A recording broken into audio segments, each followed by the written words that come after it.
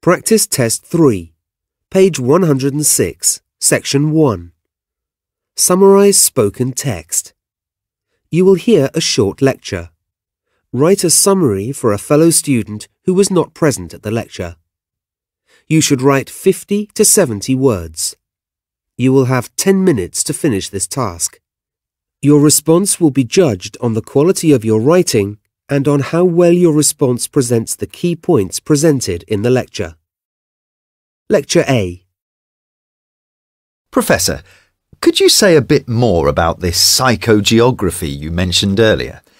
Well, I could give you a short history of the subject, though it's not a subject in the academic sense, as far as I'm aware, or at least not at the college where I teach. But what is it exactly? It sounds rather complicated. A mixture of what? Psychology and geography? No, not at all.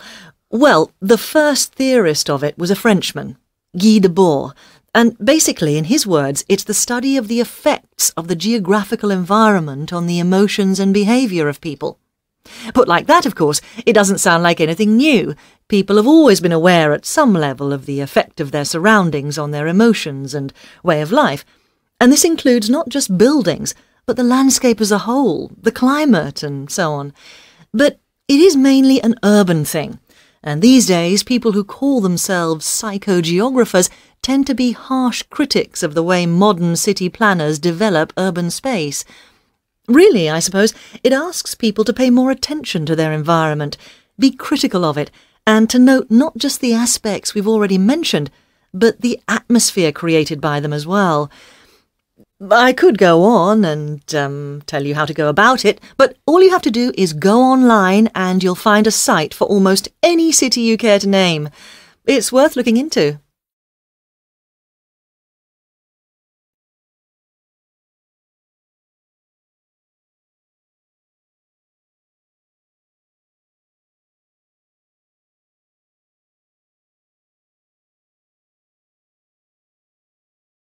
Lecture B.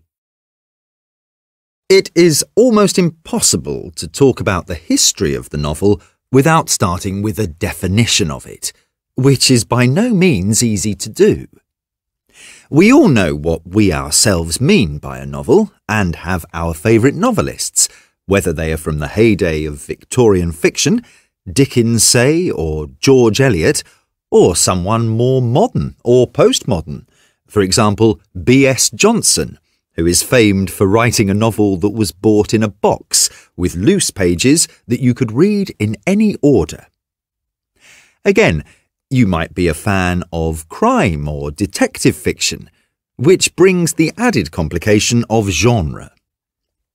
That is, does the fact that a work of fiction is comedy, tragedy, satire, ghost story, and so on, affect our definition?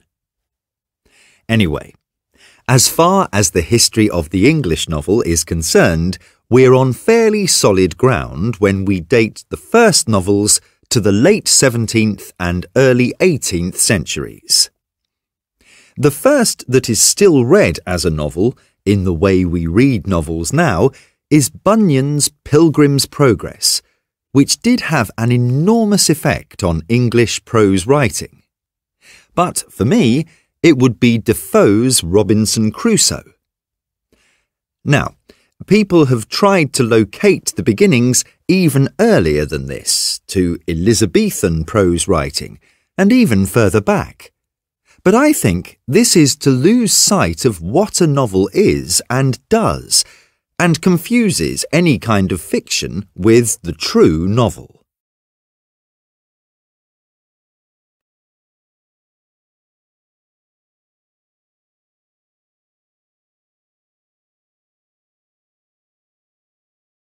Lecture C.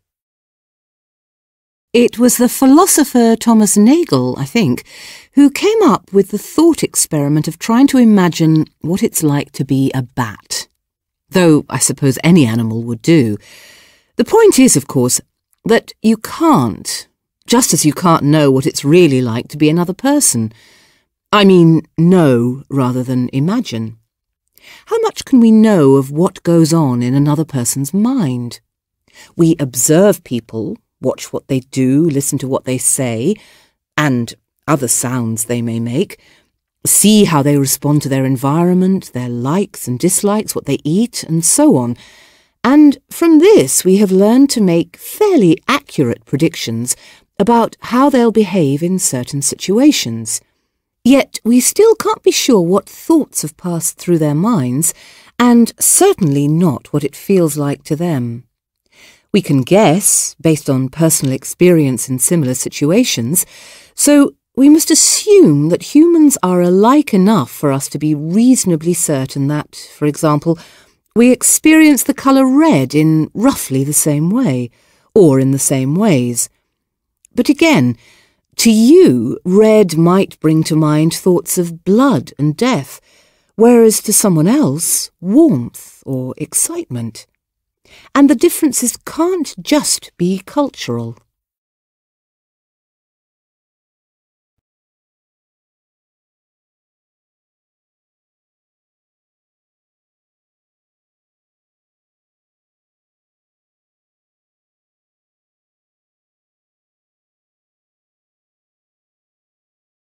Practice Test 3, page 107, section 2. Multiple choice. Choose multiple answers. Listen to the recording and answer the question by selecting all the correct responses. You will need to select more than one response. Recording A. There are two main reasons why parents decide to educate their children at home. Either they dislike schools on principle, however odd those principles might be, or they don't believe their local schools provide an adequate education or the right sort of education for their children. If someone decides to teach their child at home, either by themselves or by employing a teacher, they have to convince their local education authority, LEA, that the teaching provided is satisfactory. Schedules, lesson plans and book lists must be shown, and it must also be demonstrated that the child is in fact learning and that they have adequate opportunities for physical education and meeting other children. Furthermore, while there is no formal assessment, officers from the LEA will come and inspect what is being done and look at the child's exercise books. If they are not satisfied, they make out a school attendance order.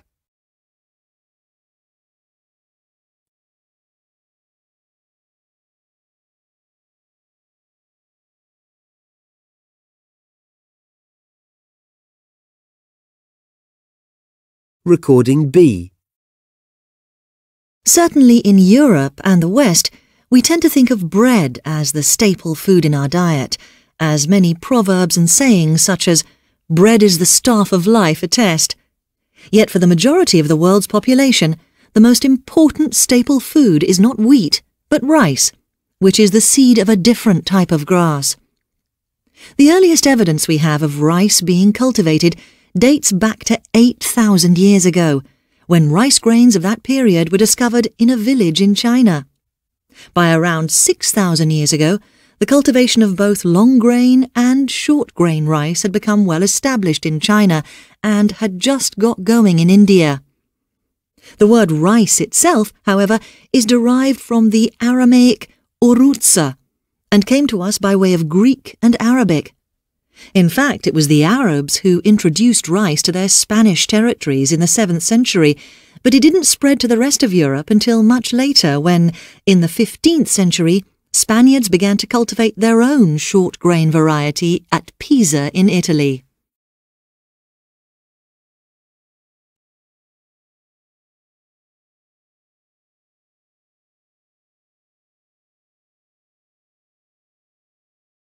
Recording C. The earliest writers on politics, and I'm thinking of Plato and Aristotle here, felt free to draw insights from all areas of human knowledge, unlike modern academic writers who tend to put things into smaller and smaller compartments or focus more closely on one area of inquiry. For example, Plato would examine a whole political system and the philosophy that underlies it, whereas modern writers on politics might concentrate on one particular institution in that system, the House of Lords in England, or on voting patterns within a country. With this focus, the bigger questions that the ancients dealt with, what is the best form of government, or what is justice, tend to get left behind. Many writers on politics these days are university-based, and so have to have specialised interests. And while they may make new and interesting discoveries in their special field, it is at the loss of a broader perspective, not to mention the loss of a general audience or readership. In the 19th century, there were still writers who used the same freedom of inquiry as the ancients, and are all the more readable and relevant because of it.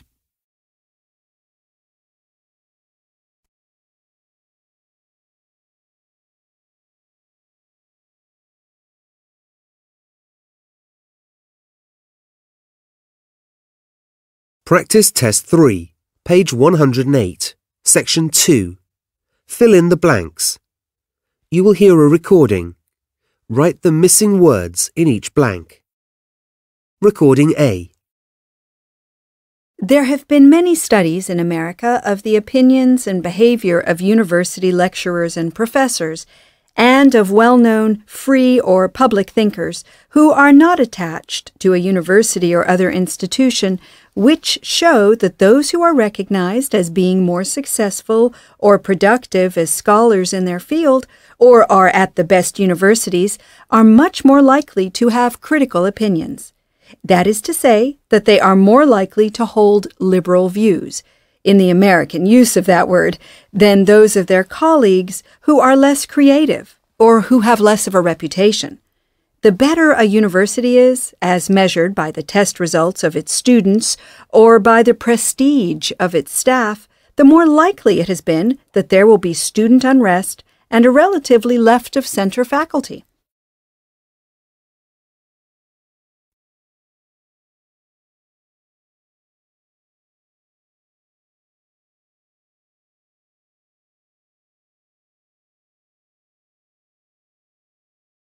Recording B. However simple or complex the chain of events in any given situation, when looked into, it usually reveals a train of causal relationships. They are seen to be linked in some way. The methods of analysis aim to establish these relationships and provide a solid background for useful generalizations based on what at first appear to be separate events. The first step in this process is to collect facts and then see if any particular patterns emerge. If they do, it then becomes possible to form theories related to the facts, and this type of empirical theory forms a useful basis for analysis and prediction. However, on its own this theory is not enough. The essential second step is to test it by collecting more facts and by checking predictions against events. These new facts may mean you have to modify the theory, bearing in mind that new facts can only either disprove or support a theory. They cannot prove it to be right.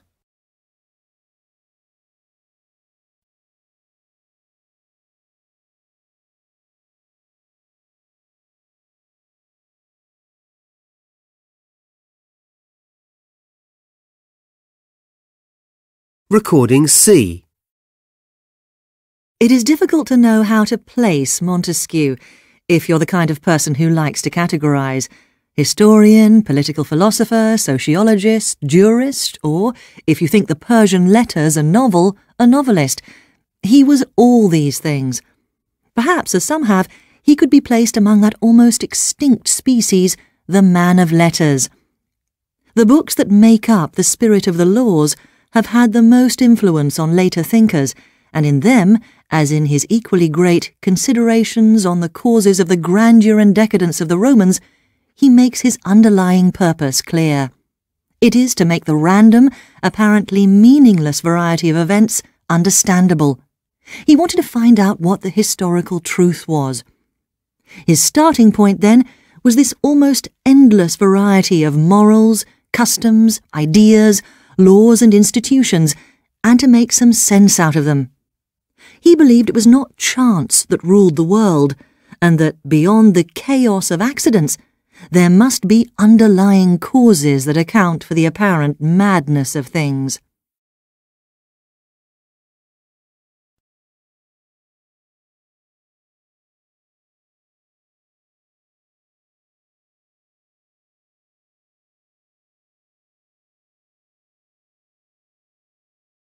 Practice Test 3, page 110, section 2. Highlight correct summary. You will hear a recording. Choose the paragraph that best relates to the recording. Recording A. How did I get into anthropology?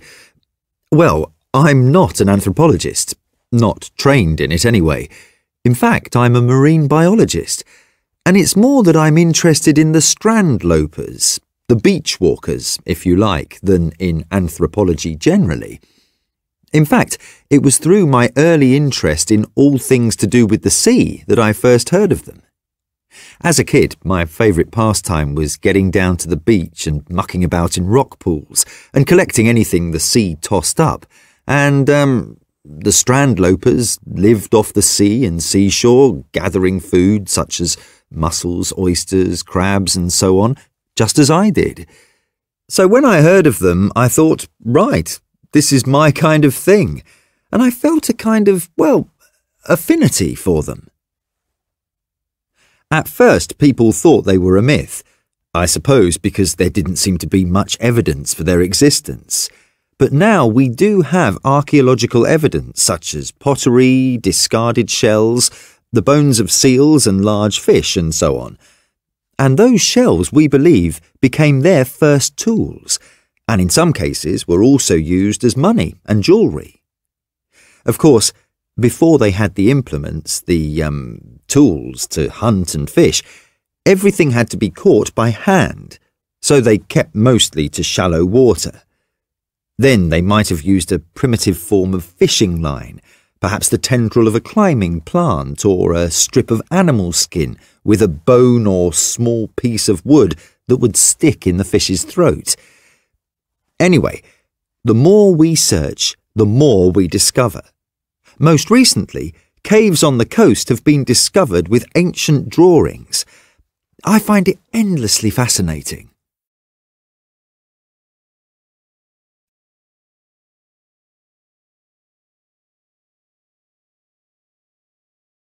Recording B. To reach some kind of understanding of a period in the past, the Middle Ages, say, requires a creative act of the imagination, not unlike that of a novelist getting inside the skins of their characters or establishing the environment they live in. What must it have been like to be a peasant under a feudal baron? What might his beliefs and politics have been? Did he, for example, think his situation was simply part of the natural order of things, or that it was grossly unfair and needed to be overthrown? So you have to imagine the terms under which life was lived in those days, and learn to feel in a different way about things by putting yourself into a world very different from your own. Now, of course, every age views the past from its own present, and an 18th century historian's concept of the Middle Ages will be very different from that of one from the 21st century, which is why each age has to write its history over again. It's not so much that more facts or evidence come to light, if they do, but that sensibilities change too.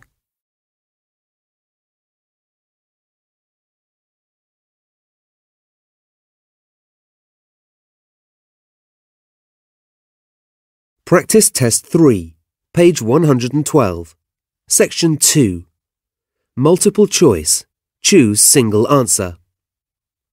Listen to the recording and answer the multiple choice question by selecting the correct response. Only one response is correct. Recording A. Map making has a long and fascinating history. Both before Ptolemy produced the first great map of the world and after, up to the beautiful simplicity of the London Underground map and the precisely detailed Ordnance Survey maps, which cover almost every inch of the United Kingdom. Ancient mapmakers used to draw in hills, valleys and rivers to give an idea of the topography, the shape of the land. It wasn't until the late 16th century that contour lines were used. that is, lines that linked points of the land at the same height. But this was to show the relative depths and shallows of a river. The first time land contours were used was on a map of France, which took about 40 years to complete and was finished in 1783. The Ordnance Survey was set up in 1791, and their maps, as the name suggests, were originally made for military purposes, and the first one to be produced was of the county of Kent, at a ratio of 1 inch to 1 mile.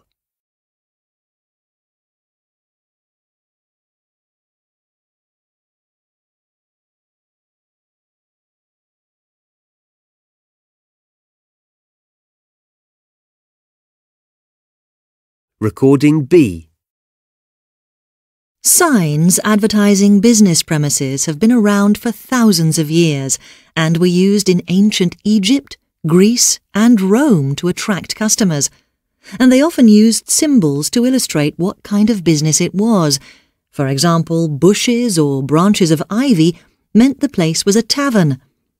Both of these, the tavern and its sign, were introduced into Britain by the Romans in the first half of the 1st century AD.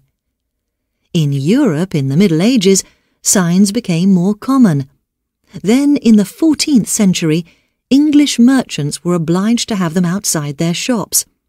However, the fashion was to have large swinging signs hung from a strut sticking out of the wall, and many public houses still have such signs.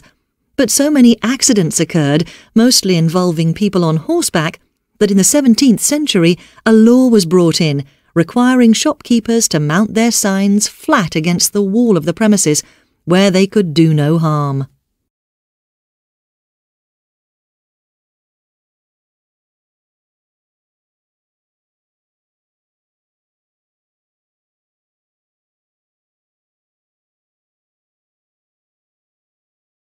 Recording C. The basic English person's diet in medieval times was made up of bread, cheese and beef, while ale was the drink for all ages and social classes except for the aristocracy, who drank wine. In winter there were no root crops to feed the animals, so they were killed in autumn and the meat salted to preserve it. People kept livestock even in the towns. Cows were usually kept tied or tethered, but pigs were allowed to wander at will, feeding on the rubbish off the streets. By the 16th century, however, choice in foodstuffs had grown, including exotic spices to add flavour to the usual diet. This had come about because European rulers, wanting to increase their power and wealth, and also, in fairness, in the spirit of inquiry and the quest for knowledge, had financed voyages of exploration overseas. This opened up trade routes, bringing precious spices and vast profits from the east, and to the west, Spanish and Portuguese explorers had brought back such novelties as potatoes, tomatoes, maize, peppers, and chocolate. It must be said, though, that it took people some time to accept some of these new foods, as they feared they were poisonous.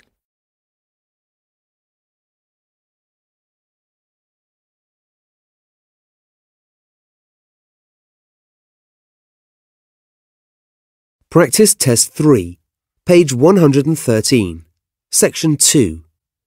Select missing word. You will hear a recording about climate change. At the end of the recording, the last word or group of words has been replaced by a beep. Select the correct option to complete the recording. Recording A. How much the Earth's climate will change in the future depends, among other things, on how quickly and to what extent the concentration of greenhouse gases in the atmosphere increases. If we take no action to limit future greenhouse gas emissions, it is estimated that there will be a rise in temperature of 0.2 to 0.3 degrees Celsius every 10 years. This is a far greater rate of warming than anything that has occurred over the past 10,000 years. One set of predictions claims that some regions of the world will warm more quickly than others, and rainfall will also increase in some areas and decrease in others. These changes will affect the sea level, which could rise by 50 centimetres over the next century. All this will affect humans through the effects it has on water resources.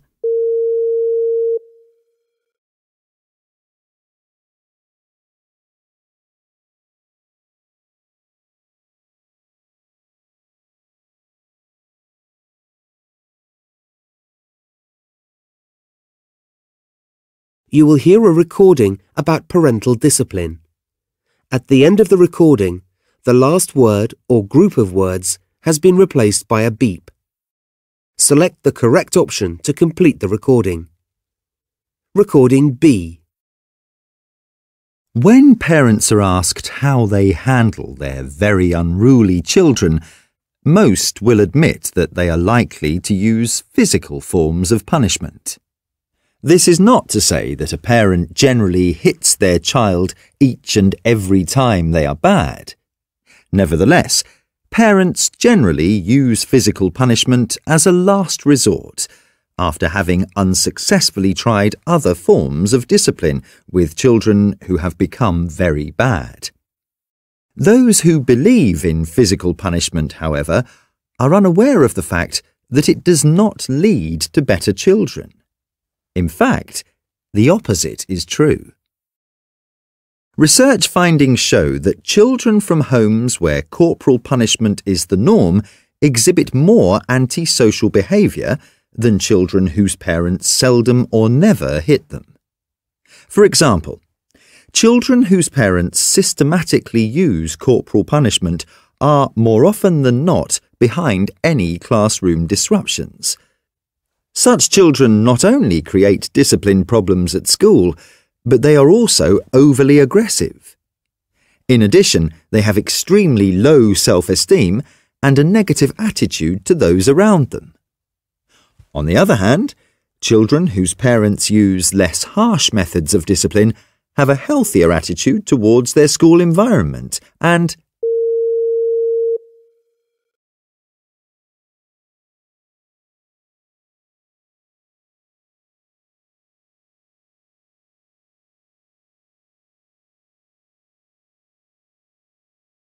Practice Test 3, page 114, section 2. Highlight incorrect words. You will hear a recording. Below is a transcription of the recording. Some words in the transcription differ from what the speaker said. As you listen, circle the words that are different. Recording A. No news is good news may be true for most of us most of the time. After all, we don't look forward to unpleasant things happening to us. But bad news is good news is true for those who work in the news media, and I suspect for the rest of us at least some of the time. It is tied up with stories and our seemingly insatiable need for stories. Have you ever been gripped by a story where nothing goes wrong for the characters? There's an incident in a Kingsley Amis novel that nicely illustrates this. The main character, Jake, comes home to find his wife chatting to a friend about a hairdresser both women know, who has moved with his family to somewhere in Africa. Jake listens in, expecting tales of cannibalism and such like. But no. The friend has just received a letter saying they love the place and are settling in nicely. Jake leaves the room in disgust. We demand to be entertained, and while we don't object to a happy ending, the characters have to have experienced loss, pain and hardship in one form or another along the way to have deserved it.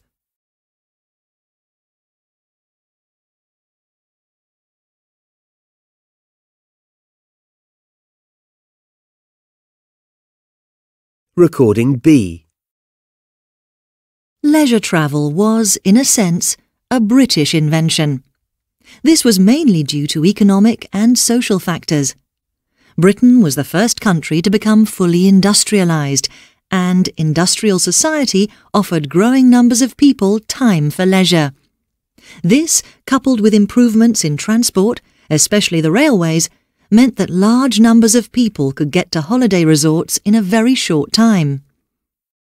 Modern mass tourism, of a sort we can easily recognise today, began in 1841, when Thomas Cook organised the first package tour, in which everything was included in the cost: travel, hotel, and entertainment. To cater for the large numbers of new holidaymakers, holiday camps were established, both on the coast and in the countryside, and they became immensely popular. Their popularity declined, however, with the rise of cheap overseas tours, which gave many people their first opportunity to travel abroad.